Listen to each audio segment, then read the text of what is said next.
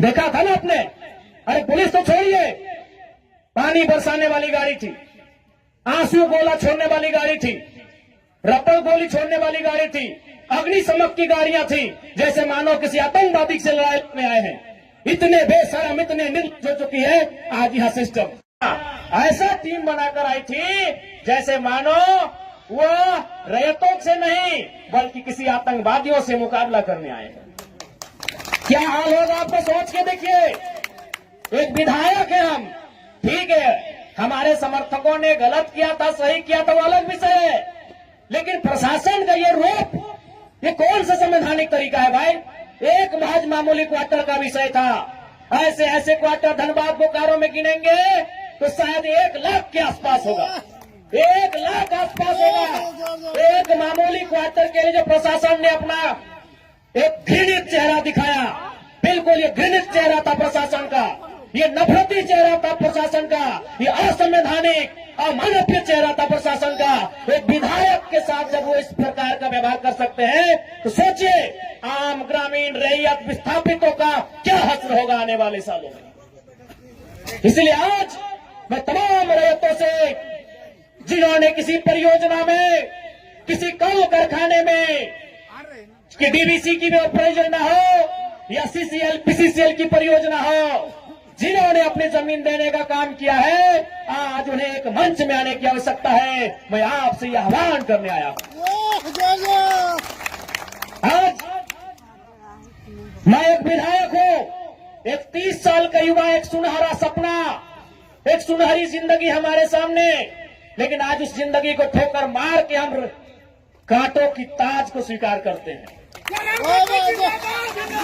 उस सुनहरी, उस मखमली जीवन को हम ठोकर मार के कांटों के रास्ते को चुन रहे हैं, जबकि आपको भी मालूम है हम माननीय हैं, फूलों का बिस्तर हमारा स्वागत करने के लिए तैयार है, लेकिन हम कांटों की राह चल रहे हैं।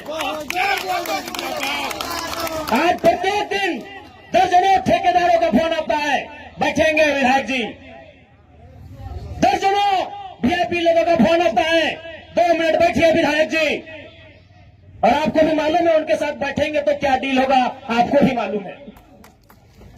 करोड़ों में ना सही लाखों में तो डील जरूर होगा। यानी एक मखमली बिस्तर को हम ठोकर मार के कांटों के साथ चल रहे हैं। किसके लिए? झारखंड के वंचित आवाम के लिए हम चल रहे हैं। आज क्या कमी होगी, एक माननीय को क्या कमी हो सकती है भाई। हमें आवास मिलेगा, गाड़ी की सुविधा मिलेगी, टीए मिलेगा, हर प्रकार की सुविधा मिलेगी, भत्ता मिलेगा, हवाई यात्रा मिलेगा, रेलवे की यात्रा मिलेगी और लाखों रुपए की सैलरी मिलेगी। दरकिनार करते उस ऐशो आराम के जीवन को ठोकर मारते हुए हम आपके बीच विधायकी के साथ साथ अपनी जान को हथेली में लेके घूम रहे हैं। बताइए तो झारखंड के इतिहास में ऐसे आज के इस दौर में एक भी विधायक का नाम बताइए। अरे विधायकी तो छोड़िए, हम अपने जान को हथेली में लेके घूम रहे हैं। जिस दिन 2 बजे रात को हम बेरमा में आए, हमारी गाड़ी में हमारा एक भी अंगरक्षक नहीं था। वे लोग सोच चुके थे, हमने कहा कोई दिक्कत नहीं है। हमने केवल ड्राइवर को फोन किया, वो भी अपने ससुराल में थे, क्योंकि आपको भी मालूम है मेरे घर में इतना जगह नहीं है कि हम 4 लोगों को ठहरने के लिए बोल सके। बगल में हमारे एक मित्र का घर है, वहीं रात रहने के लिए हम जाते हैं, वो विधायक है। हमने तुरंत कहा कि अगर हम अपने अंगरक्षक को लेने के लिए जाएंगे तो शायद 10 से 15 मिनट का लेट होगा, उतना देर में हम कम से कम डुबरी की दूरी पार कर जाएंगे। 20 किलोमीटर हम 15 मिनट में सफर कर जाएंगे, इसलिए अंगरक्षक को सोने दीजिए, हम अकेले आएंगे। हम अपने जान को, अपने जीवन को हथेली में रख के चल रहे हैं। किस लिए? ताकि आज झारखंड की शोषित वंचित जनता को न्याय मिल सके। तो आप इतना तो कर सकते हैं, एक 30 साल का लड़का अपने आराम के जीवन को छोड़कर, ऐसो आराम को छोड़कर आज आपके लिए कांटों के रास्ते में चलने के लिए तैयार है। आप कम से कम ये जो 15, 16, 50, 60 समितियां बना के रखे हैं विस्थापन के नाम में, क्या एक नहीं कर सकते हैं? आप जिस दिन एक करेंगे इनको यहां से उखाड़ के फेंक देंगे। अब कीजिए।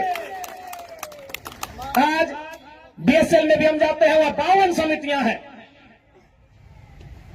विस्थापन मोर्चा, विस्थापन क्रांतिकारी मोर्चा, विस्थापन उल गुलाम मोर्चा, तो विस्थापन इनकलाब मोर्चा, 52 से 50 समितियां हैं। आप अपने आप को एक कीजिए, आज अपने निजी स्वार्थ का त्याग कीजिए, आज अपने मन के मतभेद को त्याग कीजिए, क्योंकि आज अगर नहीं संभले तो याद रखिएगा आने वाले 20 सालों में, अरे आज तो कम से कम आपके हिस्से की बात कोई कर पा रहा है, आपकी हक की बात कोई बोल पा रहा है, आने वाले दिन अगर बोलेंगे ना तो शायद आपकी जबान काट ली जाएगी, बिल्कुल काट ली जाएगी। ये कौन सा रूप था? आप ही बताइए, कौन सा रूप था प्रशासन का? आज हो सके आज भी मेरी बातों को कुछ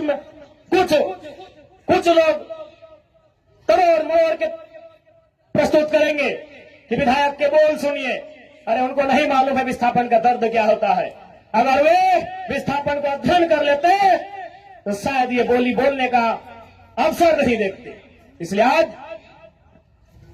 मैं आपको स्पष्ट कहना चाहूंगा, और मैंने विधायक बनने से पहले ही कहा था, मैंने सांसद का चुनाव लड़ने से पहले ही कहा था कि आज जो हाल मैं देखता हूं पूरे झारखंड का, आज जो मैं अफसरशाही का व्यवहार देखता हूं, आज जो मैं प्रबंधन की मनमानी देखता हूं, मैंने बहुत दुखी होकर कहा था कि मैं पीएचडी का स्कॉलर हूं, लेकिन मैं शायद इस बात को आप लोग मेरा गलत कहें, लेकिन मैं कह रहा हूं कि कोयला अंचल में रहने वाले लोग जो विस्थापित लोग हैं वो हम दो, हमारे दो नहीं, 2 बच्चों को एक्स्ट्रा जन्म दीजिए और उनको केवल और केवल विद्रोह की भावना के साथ तैयार कीजिए, ये आपको बदला लेना है।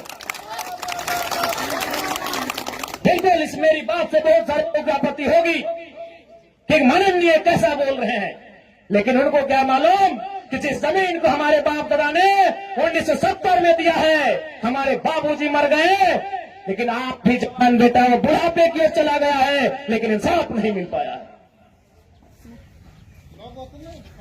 और ये तो गनीमत है। झारखंड के किसान भोले भाले हैं, झारखंड के किसान सरल हैं, झारखंड के किसान सीधे साधे हैं कि आज 1970 की लड़ाई को घिस घिस कर अपने जीवन को, अपने खून को गला गला कर लड़ रहे हैं। अरे ये बंगाल याद होगा तो 1964-65 का दौर था। एक दिन पहले कुछ जमींदारों ने, कुछ सामंतवादियों ने एक किसान को मारा था। उन्होंने नक्सलवादी और नक्सलवादी जैसे घटना को अंजाम दे दिया था।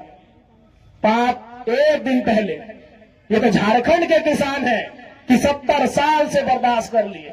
बंगाल के किसानों ने एक दिन बर्दाश्त नहीं किया था।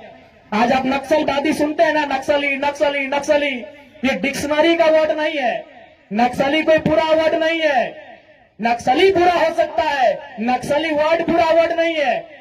नक्सली एक्चुअल में, वास्तव में बंगाल में दार्जिलिंग जो क्षेत्र है वहां एक गांव है, उसका नाम है नक्सलवाड़ी।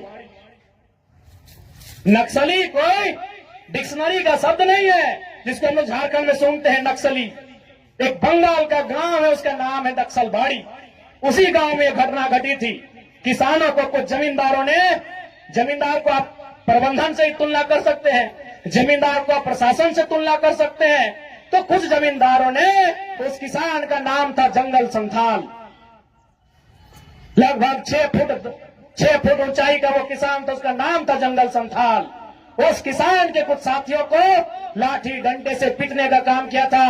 बदले में एक ऐसा क्रांति आती है, उसे आप नेगेटिव कहिए पॉजिटिव कहिए, वो भी सही नहीं है कि आज उसे नक्सली और नक्सलवादी का नाम दिया गया। वह किसानों की घटना थी। और उसकी तुलना में तो झारखंड के लोग सीधे साधे भोले भाले लोग हैं। आज 70 साल से पीस रहे हैं, आज 70 साल से घिस रहे हैं। आज कई पीढ़ियां बर्बाद हो गई। आंखों के सामने बूढ़ी माँ इलाज के अभाव में तड़प तड़प के मर गई। आंखों के सामने जवान बेटा बेरोजगारी से तंग आकर खुदकुशी कर लिया। आंखों के सामने इतनी घटनाएं घट गई। आंखों के सामने इतनी घटना घटने के बाद भी आज झारखंड बर्दाश्त कर रहा है। ये बंगाल होता तो आज नक्सलवादी जैसी कई घटनाओं को अंजाम दे चुका होता। फिर भी